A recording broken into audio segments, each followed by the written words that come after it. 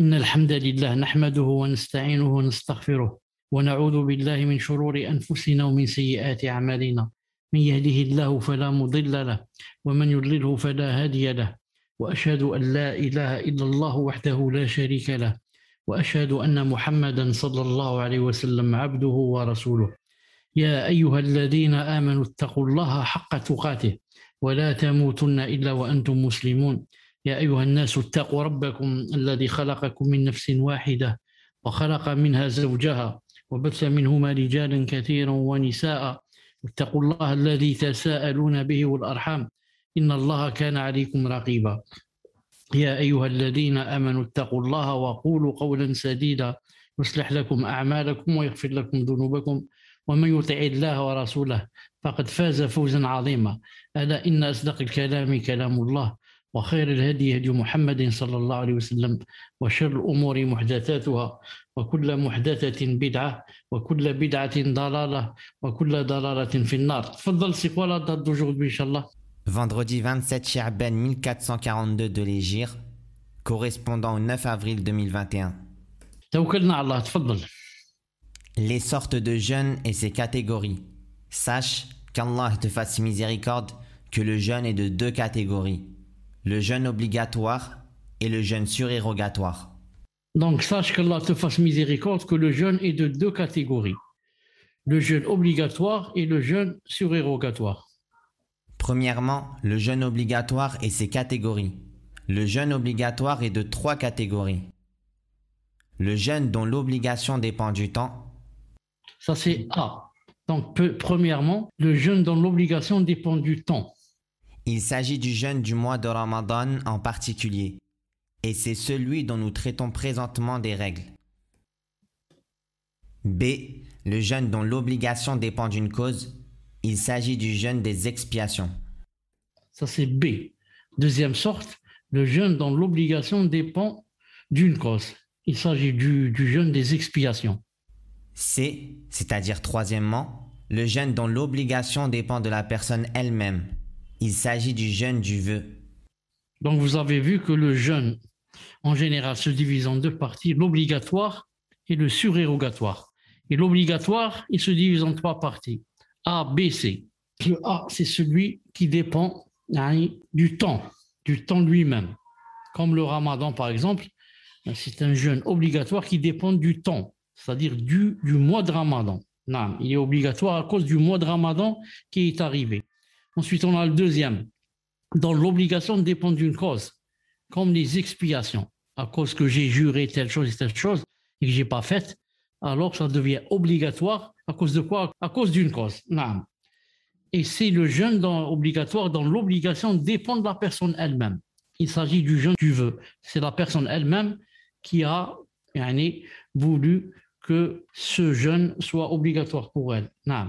يوفون بالنذر ويخافون يوما كان شره مستطيرا. Ils accomplissent leurs vœux et ils redoutent un jour dont le mal s'étendra partout. Al-Insan, verset 7. D'après Ibn Umar, radiallahu anhuma, qui rapporte que le prophète alayhi salatu wassalam a interdit le vœu et qu'il a dit, sallallahu alayhi wa sallam, le vœu n'apporte aucun bien et il ne sert qu'à amener l'avare à dépenser. Al-Bukhari et Muslim. Le dalil qu'il s'agit du jeûne du vœu, c'est le verset. Ils accomplissent leur vœu. Pourquoi? Ils redoutent un jour dans le mal s'étendra partout. Donc c'est obligatoire. Et le vœu, naam, en général, n'est pas bien. D'après le hadith du prophète sallallahu alayhi wa sallam, le vœu n'apporte aucun bien. Aucun bien. Et il ne sert qu'à amener l'avare à dépenser. Naam. Donc surtout, celui qui fait un vœu en contrepartie. Ya Allah subhanahu wa ta'ala, si vous me guérissez, je fais telle chose. Si vous me guérissez, je donne 100 euros. Ça veut dire que quoi? Ça veut dire que si vous ne me guérissez pas, je ne donne pas. Astaghfirullah. C'est pour ça que le vœu, qu'est-ce qu'il fait? Il ne sert qu'à amener l'avare à dépenser. Donc l'avare, s'il n'avait pas fait ce vœu, jamais il n'aurait donné 100 euros. Mais comme il a dit à Allah, si vous me guérissez, je donne, donc il donne. Alors qu'en fait, le vœu n'apporte aucun bien. Les piliers du jeûne. Ce sont deux piliers. l'intention et l'abstention. Naam. Le jeûne a deux piliers. L'intention de jeûner et l'abstention, bien sûr, de tout ce qui annule le jeûne. Le premier pilier, l'intention. Le meilleur consiste à renouveler l'intention chaque nuit pour le nouveau jour. Néanmoins, une seule intention suffit depuis le début du mois de Ramadan pour l'ensemble du mois. En raison de sa parole, alayhi salatu wassalam, la personne n'obtient que ce qu'elle a eu comme intention. Entre parenthèses, une seule intention suffit pour le mois en entier, car il forme une seule adoration. Non, le premier pilier, c'est de mettre l'intention de jeûner. Et de jeûner, comme on l'a vu la fois passée, comme adoration. Pas pour la santé ou pour maigrir ou autre chose. Je jeûne pour l'adoration. Le meilleur, c'est de renouveler l'intention chaque nuit. C'est chaque nuit de dire dans son cœur que demain, je vais jeûner, Inch'Allah Ta'ala. Néanmoins, une seule intention suffit. Si la personne, au début du mois, met dans son cœur qu'elle va jeûner tout le mois, ça suffit. À cause du hadith, إنما الأعمال بالنيات ولكل امرئ ما نوى. À cause du hadith qui dit, la personne n'obtient que ce qu'elle a eu comme intention. Hadith authentique. L'érudit Ibn al-Uthaymin, alayhi rahmatullah, a dit dans Al-Sharh al-Mumti', si la personne a l'intention, au premier jour de Ramadan, qu'elle va jeûner ce mois en entier, cela lui suffit pour tout le mois, tant qu'aucune excuse ne vient rompre la continuité, comme s'il voyage pendant Ramadan. Quand il reviendra, il devra renouveler l'intention pour jeûner. Cela est le plus authentique, car tous les musulmans, si tu leur demandais, chacun d'entre eux dirait « J'ai eu l'intention de jeûner du début du mois jusqu'à sa fin ». Donc, Cheikh Ibn Uthaymin rahimahullah ta'ala corrobore ce qu'on a dit, que comme quoi une seule niya suffit, Inch'Allah ta'ala, pour tout le mois.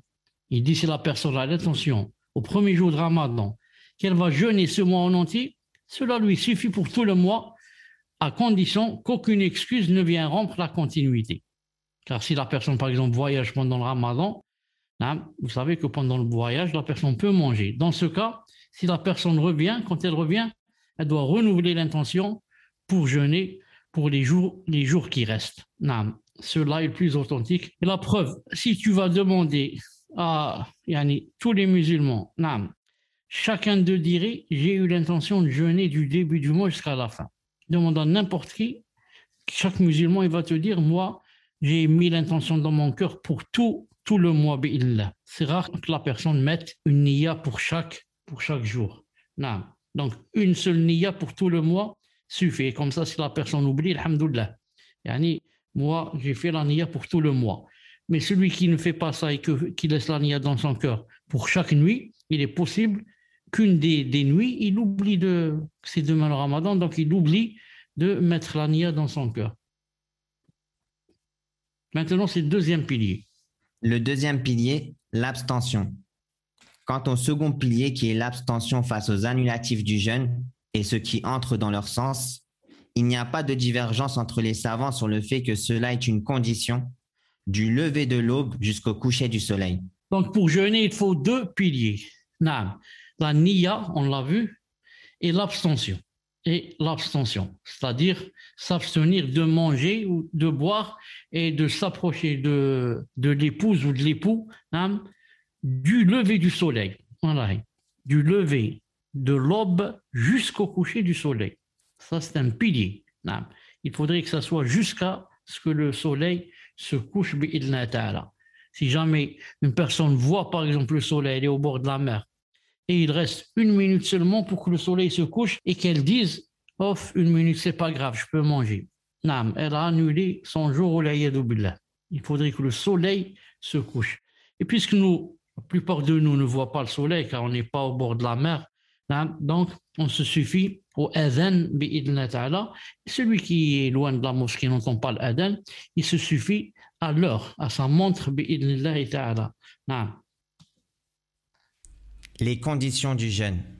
Pour que le jeûne de Ramadan soit obligatoire, il faut que la personne soit, premièrement, musulmane, deuxièmement, pubère, troisièmement, dotée de raison, quatrièmement, capable physiquement, cinquièmement, résident, et sixièmement, exempt de tout empêchement.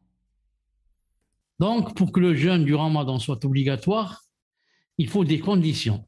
Non. Sinon, il n'est plus obligatoire et même que des fois, il n'est même pas accepté. Il faut que la personne soit musulmane.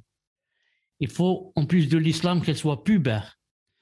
Ensuite de cela, il ne faut pas qu'elle soit une personne folle, qu'il n'y ait pas de raison. Quatrièmement, capable physiquement, pas malade et autres. Cinquièmement, résident, pas en voyage. Sixièmement, qui n'a aucun empêchement. On va voir ces 6 choses, Inch'Allah Ta'ala, une par une, bi'idnillahi Ta'ala. La première condition, l'islam. Son contraire est la mécréance. Ainsi, le mécréant n'est pas tenu de jeûner et son jeûne n'est pas valide. En raison de la parole d'Allah Ta'ala, وما منعهم أن تقبل منهم نفقاتهم إلا أنهم كفروا بالله وبرسوله. ce qui empêche leur don d'être agréé, c'est le fait qu'ils n'ont pas cru en Allah et son messager. At-Tawbah, verset 54. Le contraire de l'islam, c'est la mécréance. Ainsi, le mécréant n'est pas tenu de jeûner et son jeûne n'est même pas valide en raison de la parole d'Allah Ta'ala, sans se rapprocher. Ce qui empêche leur don, c'est-à-dire les kuffars, d'être agréés, acceptés, c'est le fait qu'ils n'ont pas cru en Allah et en son messager. Donc, quelqu'un qui ne croit pas en Allah et en ses messagers, ses dons ne sont pas agréés et ses aumônes ne sont pas agréés. Donc, le siyam aussi n'est pas agréé. Le siyam aussi n'est pas agréé, la salat n'est pas agréée aussi, s'il ne croit pas en Allah et au jour dernier. Il ne lui incombe pas de le rattraper après avoir embrassé l'islam.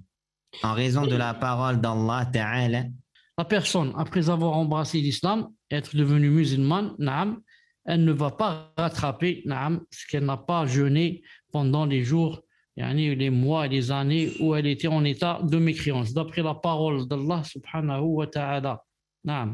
قل للذين كفروا إن ينتهوا يغفر لهم ما قد سلف. Dis à ceux qui ne croient pas que, s'ils cessent, on leur pardonnera ce qui s'est passé. Al-Anfal, verset 38. Quelle est la preuve qu'il ne va pas rattraper les années passées? Dis à ceux qui ne croient pas que, s'ils cessent et qu'ils embrassent l'islam, alors on leur pardonnera ce qui s'est passé. Et si on leur pardonnera ce qui s'est passé, ça veut dire qu'ils ne vont pas rattraper. Alhamdoulilah, s'il y avait peut-être du rattrapage, peut-être que beaucoup de gens n'accepteraient pas d'embrasser l'islam et diraient c'est très difficile. Moi, je viens d'embrasser l'islam à l'âge de 80 ans, donc je vais rattraper à l'âge de 15 ans, quand je suis devenu pubère. Imaginez combien d'années à rattraper, il va dire je reste comme ça, c'est mieux. Alhamdoulilah pour cette ni'ma, donc qu'il n'y a pas de rattrapage pour les kuffars qui ont embrassé l'islam. Toutefois, le mécréant sera châtié pour ce qu'il a délaissé des rites de l'islam, car il est concerné par les fondements de la foi ainsi que ses ramifications. En raison de sa parole Ta'ala concernant les gens de la droite, tandis qu'il s'interroge sur les criminels. Toutefois, le kafir sera châtié même pour le siyam s'il n'a pas jeûné, pour la salat, pour l'aumône qu'il n'a pas faite, pour ne pas avoir prescrit le bien, proscrit le mal. Toutes ces choses, il en sera châtié. Pas seulement pour le kufr, c'est-à-dire pour ne pas être entré en islam, mais encore pour toutes les choses que l'islam demande de faire et qu'il n'a pas faites. C'est-à-dire qu'il devait rentrer en islam et faire toutes les choses qui s'en suivent. Alors il sera châtié même pour ne pas avoir prié, ne pas avoir fait l'aumône, ne pas avoir jeûné, même le kafir. Et ceci, vu la parole d'Allah subhanahu wa ta'ala, qui parle des gens qui sont au paradis, les gens de la droite, quand ils s'interrogent sur les criminels. Ils sont au paradis, ils sont en train de s'interroger sur les criminels. ما سلككم في سقر. Qu'est-ce qui vous a conduit à Saqar? قالوا لم نك من المصلين. Ils diront, nous n'étions pas de ceux qui faisaient la prière. Donc, chauffe, les croyants demandent aux kuffars, qu'est-ce qui vous a conduit à Saqar? Qu'est-ce qui vous a conduit à Jahannam? Pourquoi vous êtes là à Jahannam? Ils diront, nous n'étions pas de ceux qui faisaient la prière. Donc, ils reconnaissent, le kafir reconnaît qu'il est fautif et châtié pour ne pas avoir fait la prière. Alors que normalement, il aurait dit, nous sommes là à cause du coffre. On n'est pas devenus musulmans. Non, ils vont citer ça, mais ils ont commencé par la prière, tellement le statut de la prière est très important. Naam. وَلَمْ نَكُ نُطْعِمُ الْمِسْكِينَ. Et nous ne nourrissions pas le pauvre. Voilà, nourrir le pauvre, même le kafir va regretter ne pas avoir nourri le pauvre. Ce qui prouve que c'était obligé pour lui aussi de nourrir le pauvre. وَكُنَّا نَخُوضُ مَعَ الْخَائِضِينَ.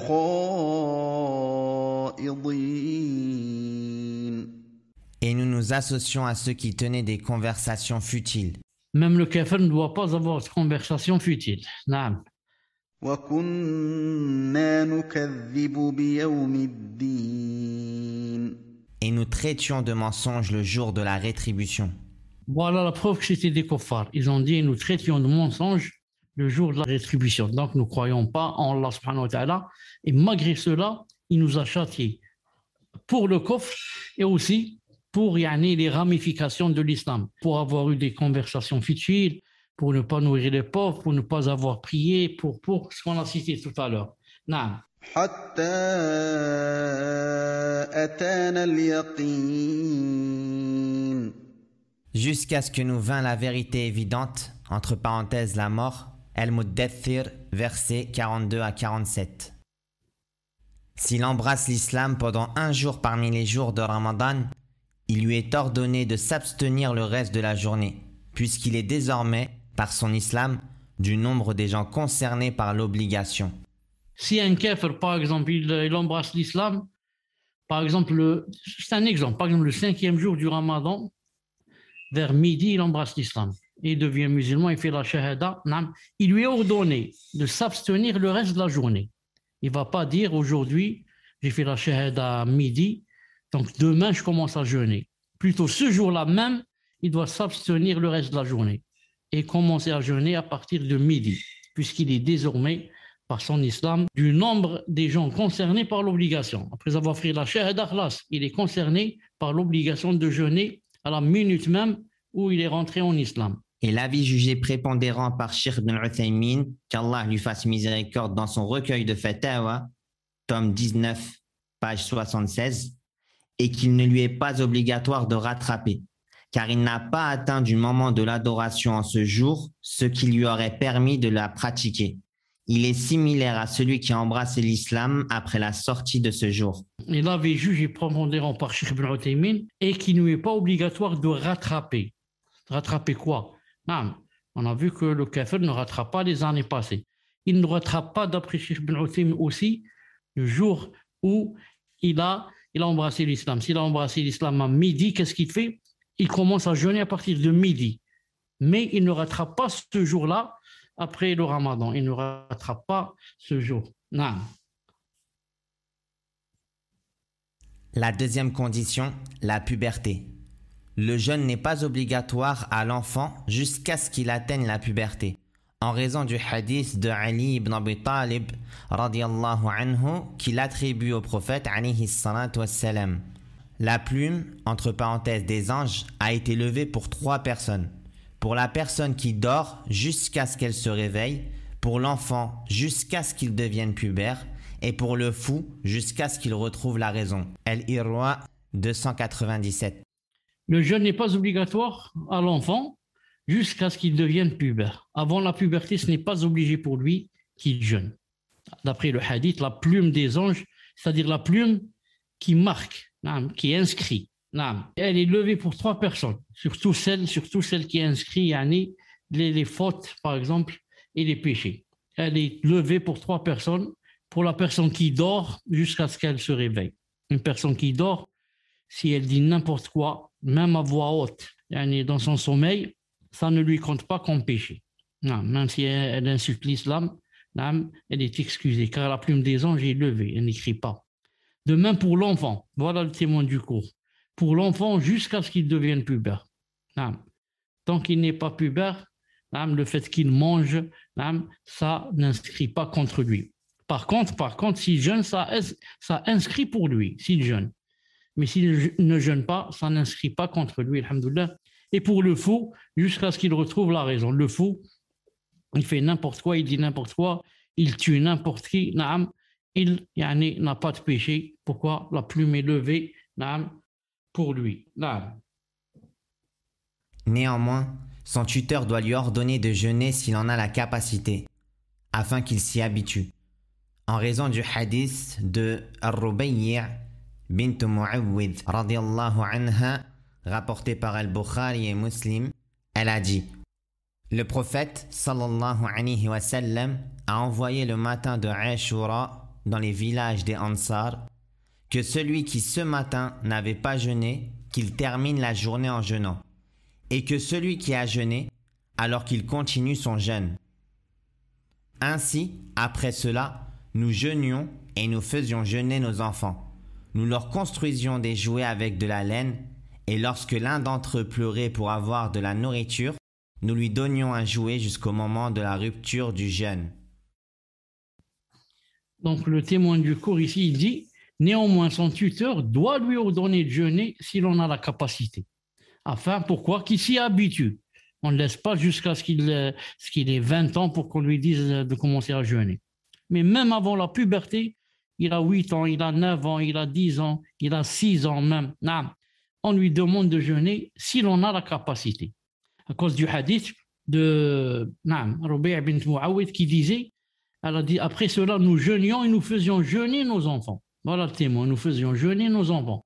Nous leur construisions des jouets avec de la laine, et pour qu'ils oublient qu'ils sont en train de jeûner, et lorsque l'un d'eux pleurait, il ne pouvait plus pleurer, pour avoir de la nourriture, nous lui donnions un jouet jusqu'au moment de la rupture du jeûne.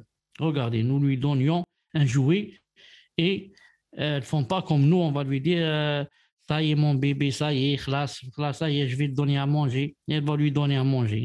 Non, au contraire, elle lui donne un jouet, jusqu'à Inch'Allah Ta'ala, ce qu'il oublie, il oublie qu'il est en train de jeûner parce que ça lui fait un peu mal, et jusqu'à ce que le moment de la rupture du jeûne rentre. Pourquoi? Pour l'habituer, bi'idhnillah subhanahu wa ta'ala, pour l'habituer.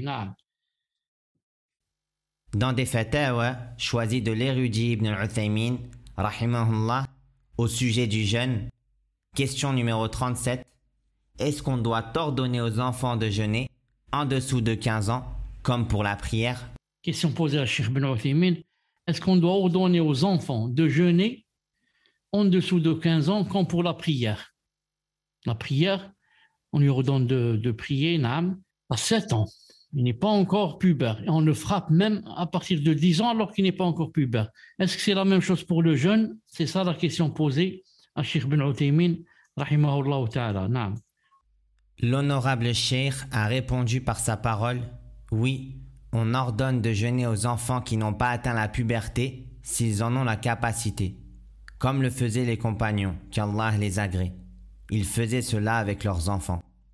Les gens de science ont affirmé que le tuteur doit ordonner à ceux dont il a la charge, parmi les enfants, de jeûner afin qu'ils s'y exercent, qu'ils se familiarisent avec, et pour que s'ancrent les fondements de l'islam dans leurs esprits, jusqu'à ce qu'ils deviennent comme un instinct pour eux.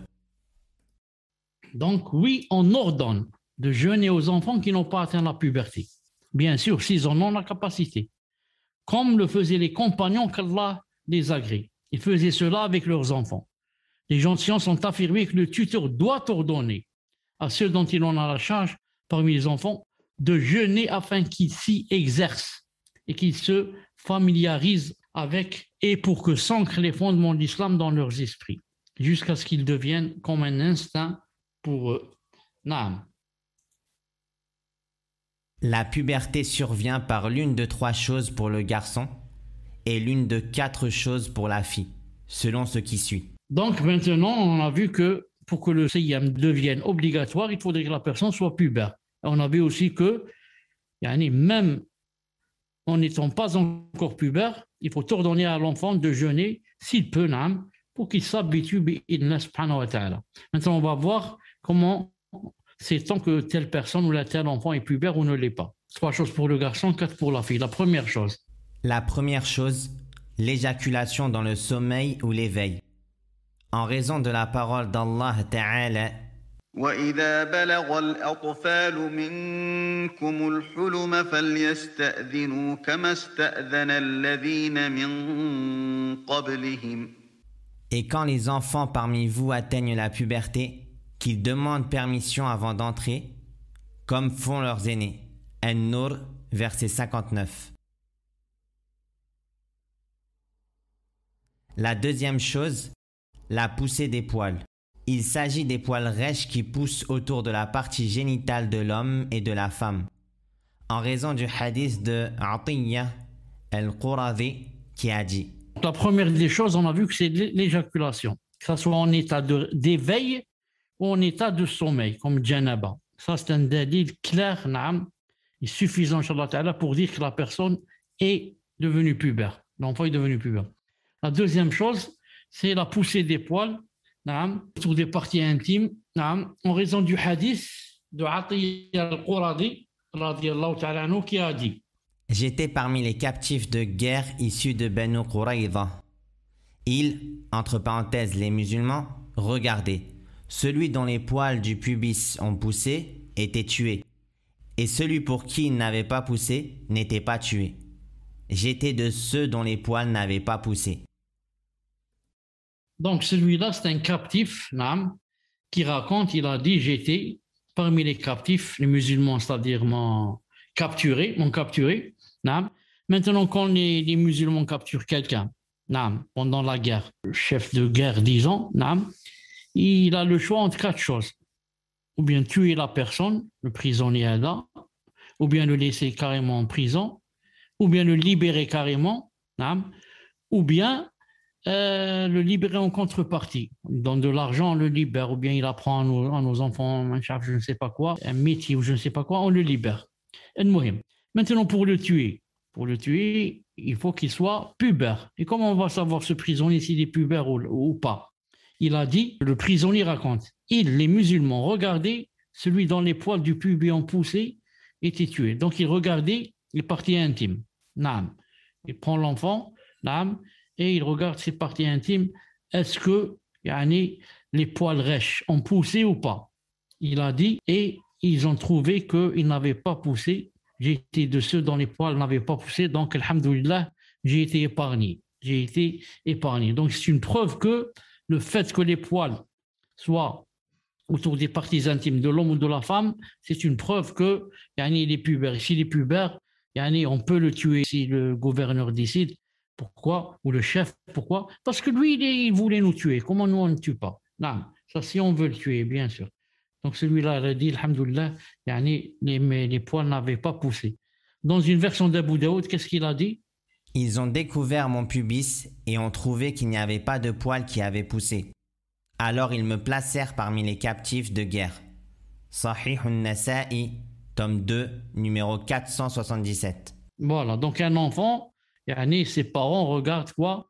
Regardent ses parties intimes. S'il y a les poils rêches, ça veut dire là, s'il est pubère, même s'il a seulement 12 ans ou là 11 ans ou là. Naam. La même chose pour la fille. Taïb. Ça, c'est la deuxième des choses qui prouve qu'une personne ou un enfant est devenu pubère. On va voir la troisième. La troisième chose, atteindre 15 ans. En raison du hadith d'Ibn Umar, radiyallahu anhuma, qui a dit: le messager d'Allah, sallallahu alayhi wa sallam, m'inspecta le jour de Uhud pour combattre alors que j'avais 14 ans. Et il ne m'y a pas autorisé. Il m'inspecta le jour du fossé, Al-Khandaq, alors que j'avais 15 ans. Et il m'autorisa à combattre. Unanimement reconnu authentique. Un autre repère pour savoir si l'enfant est devenu pubère, c'est s'il atteint 15 ans. S'il atteint 15 ans, classe, même s'il n'a pas les poils ou il n'y a pas d'éjaculation dans le rêve ou en éveil, ça veut dire que l'enfant est devenu pubère à cause du hadith d'Abdullah ibn Omar qui a dit que le prophète sallallahu alayhi wa sallam m'inspecta le jour de Uhud pour combattre alors que j'avais 14 ans et il ne m'a pas autorisé. Quand il a vu qu'il avait seulement 14 ans, il a dit non, il ne combat pas avec nous. Pourquoi? Parce qu'il n'est pas encore pubère. Mais le jour du fossé, à la bataille de l'Khandaq, alors que j'avais 15 ans, il m'autorisa à combattre. Ça veut dire à 15 ans, là, s'il est pubère. Avant 15 ans, c'est encore un enfant non pubère, on ne va pas le pousser à faire des choses et ce qu'il aille combattre. Là, il ne peut pas cela. Mais maintenant, en devenant pubère, c'est-à-dire qu'il a 15 ans, là, il combat avec les musulmans contre les kuffars, ou contre ceux qui veulent leur faire du mal. La puberté de la fille survient de la même façon que la puberté du garçon, mais elle compte un quatrième signe qui est les menstrues. Quand l'un des 3 signes arrive au garçon, il devient pubère, et quand l'un des 4 signes arrive à la fille, elle devient pubère.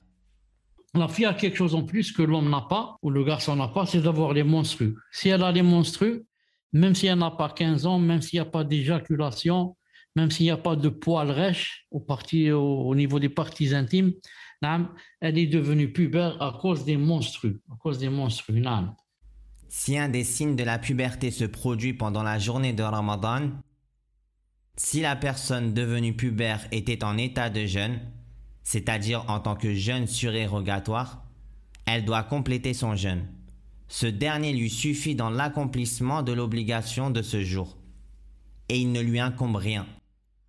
Le jeûne du début de la journée était surérogatoire et sa fin obligatoire.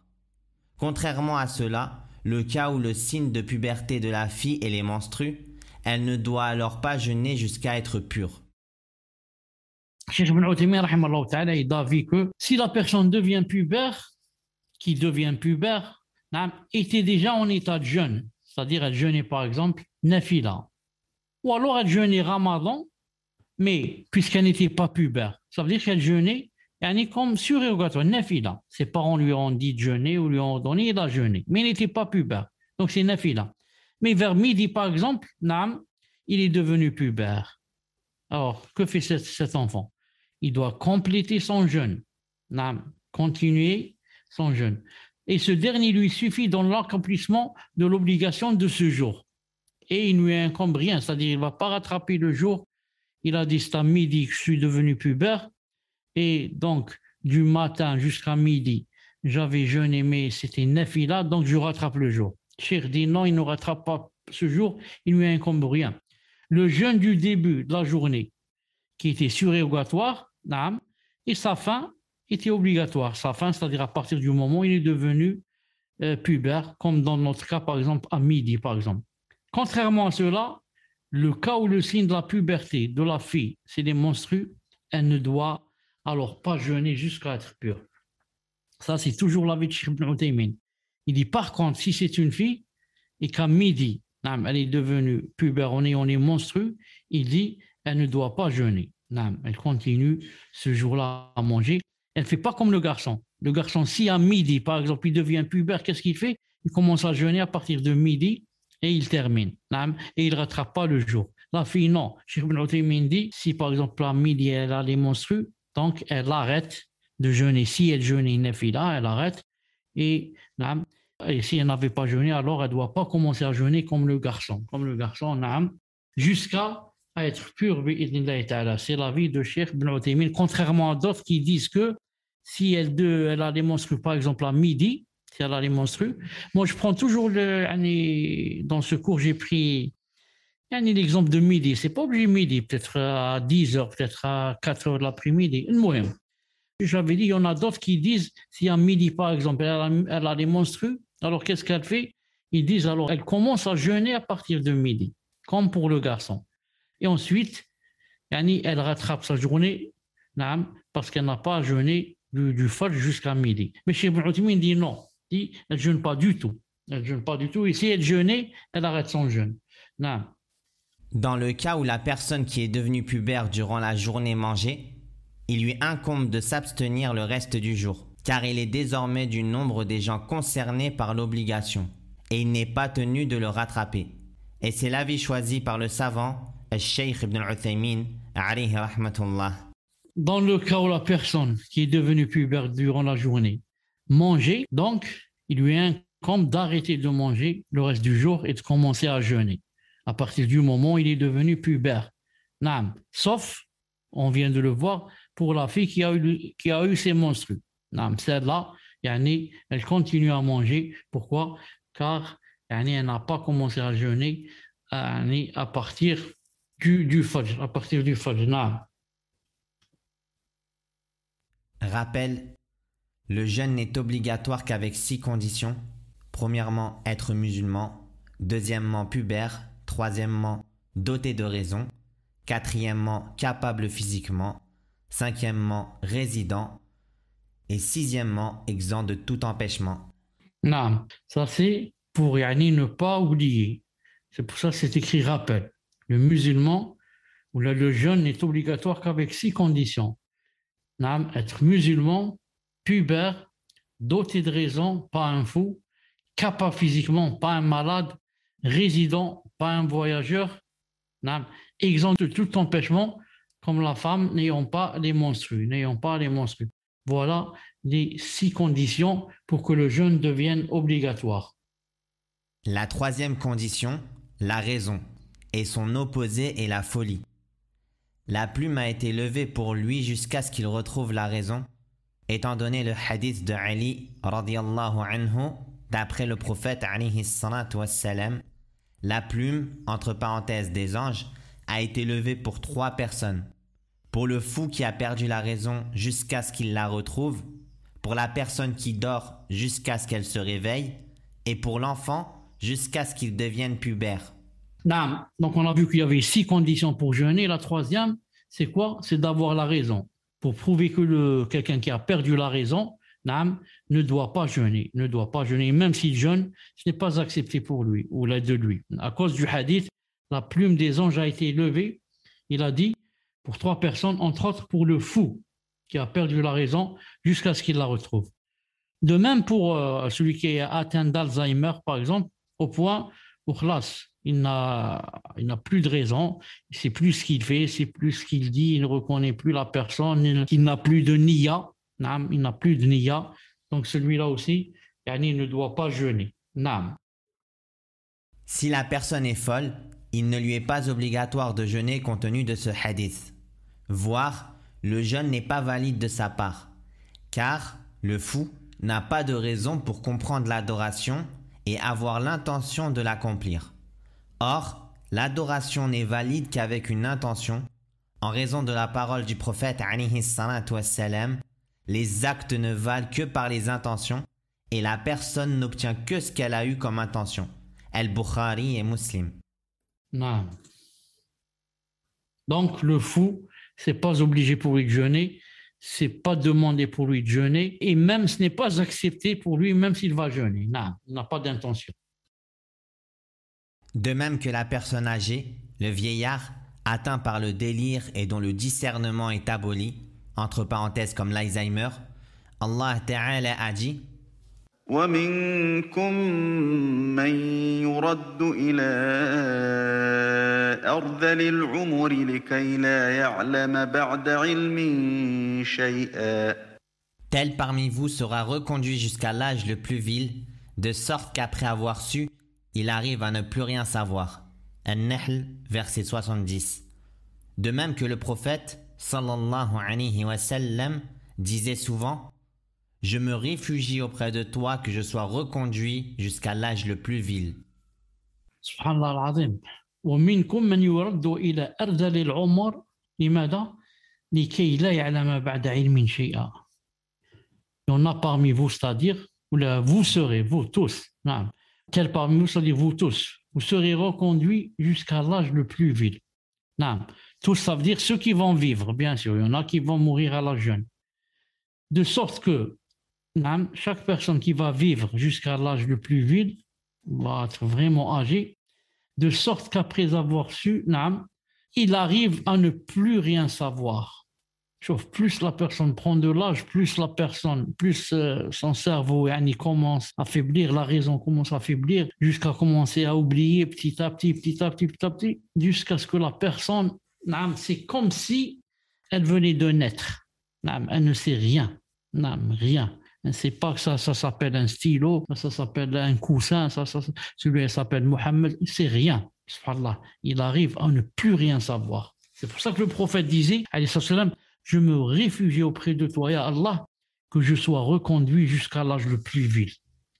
Si la personne va être reconduite jusqu'à l'âge le plus vil, jusqu'à ne plus savoir ce qui se passe autour d'elle, jusqu'à faire ses besoins sur elle-même, avoir besoin des gens pour lui faire des couches, des gens pour lui donner à manger, des gens pour... il devient un problème pour lui-même et un problème pour les autres, même pour les plus proches.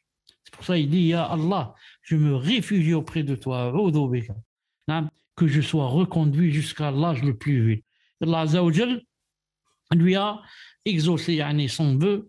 Il est mort sallallahu alayhi wa sallam, à l'âge de 63 ans, très lucide, avec une raison, alhamdoulilah, parfaite et une lucidité comme pas deux. Alhamdoulilah, ya Rab.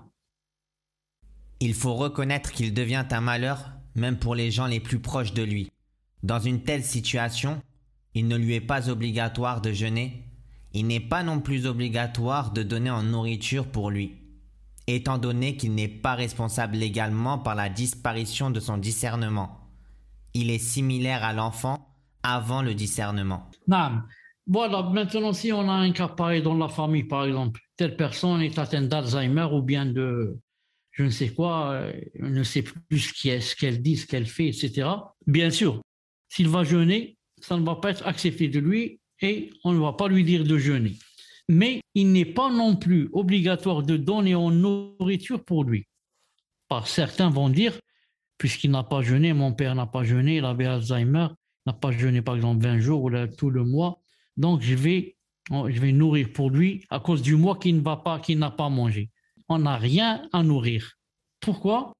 Parce qu'il n'était pas responsable de la disparition de sa raison et de sa lucidité. C'est Allah Ta'ala qui lui a donné cette maladie. Et donc, il n'a pas pu jeûner. Donc, on ne va pas ni jeûner à sa place, ni nourrir à sa place. Car lui-même, il ne pouvait pas jeûner et il n'était pas accepté de lui s'il avait jeûné. Donc, c'est pour ça qu'on ne va pas nourrir à cause de lui maintenant. Cependant, s'il discerne parfois et délire par moments, il lui est obligatoire de jeûner ou de donner en nourriture s'il n'a pas la capacité de jeûner. Cela au moment où il discerne, non celui où il délire. La prière est comme le jeûne. Elle ne lui incombe pas dans le cas où il délire et elle lui incombe quand il discerne. Cependant, si cette personne, par exemple, qui a l'Alzheimer, parfois, il a la raison, parfois, il délire par moment. Des fois, il est lucide, des fois, il n'est pas lucide. Il lui est obligatoire de jeûner, ou alors de donner en nourriture. S'il est malade, par exemple, d'une autre maladie qui ne lui permet pas de jeûner, quand est-ce? Au moment où il discerne. Parce que la personne qui a Alzheimer, par exemple, je prends toujours Alzheimer en exemple, quand la personne n'a pas atteint la phase finale, elle discerne, par exemple, 2-3 heures. Ensuite, elle délire. Ensuite, elle discerne. Ensuite, elle délire. À chaque fois qu'elle discerne, elle doit mettre la niya de jeûner. Ensuite, quand elle délire, elle ne sait pas ce qu'elle fait, ou là, elle mange, ou là, elle est excusée. Dès qu'elle a la raison, pendant le moment où elle a la raison, elle doit jeûner. Mettre la niya, qu'elle jeûne. Ensuite, quand elle délire, elle ne sait plus ce qu'elle fait, ou là, elle mange, ou là, mais elle est excusée. C'est la même chose pour la prière. La prière. Dès qu'elle a la raison, hop, elle se lève et elle fait les ablutions et elle commence à prier. Dès qu'elle perd la raison, ça n'est plus obligatoire pour elle. Et même on ne lui dit pas de prier parce qu'elle ne sait pas ce qu'elle fait. La personne ne sait pas ce qu'elle fait. Mais dès qu'on voit qu'elle est, masha'Allah, elle dit ça s'applique aux heures où il y a la raison, où il y a le délire, et ça s'applique aux jours. Des fois, la personne qui a Alzheimer, elle passe 10 jours, 2, 3, masha'Allah. Ensuite, elle délire une semaine ou là. Ensuite, un jour ou deux, masha'Allah. C'est dans ces jours où elle est masha'Allah que ça lui incombe de jeûner et de prier. Dans les autres jours, ça ne lui incombe pas. À retenir. Le jeûne obligatoire est de 3 catégories. A. Le jeûne dont l'obligation dépend du temps, mois de Ramadan. B. Le jeûne dont l'obligation dépend d'une cause, le jeûne des expiations. C. Le jeûne dont l'obligation dépend de la personne elle-même, le jeûne du vœu. Pour que le jeûne de Ramadan soit obligatoire, il faut que la personne soit, premièrement, musulmane, deuxièmement, pubère, troisièmement, dotée de raison, quatrièmement, capable physiquement, cinquièmement, résidente, sixièmement, exempt de tout empêchement.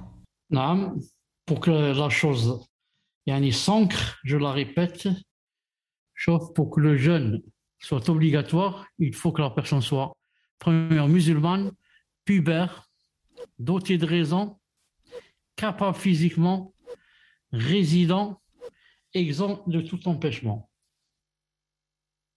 Voilà pour le cours d'aujourd'hui. Inch'Allah ta'ala, j'ai dans la niya, si je peux, Inch'Allah ta'ala, de continuer le cours demain. Si je ne peux pas demain, Inch'Allah ta'ala,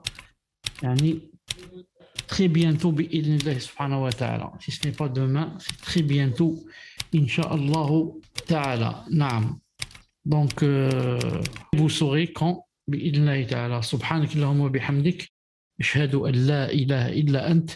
أستغفرك وأتوب إليك. السلام عليكم ورحمة الله وبركاته. وعليكم السلام ورحمة الله وبركاته. بارك الله فيكم. أحسن الله إليكم. فيكم بارك الله الله يحفظكم. آمين يا رب العالمين. يحفظنا ويحفظكم.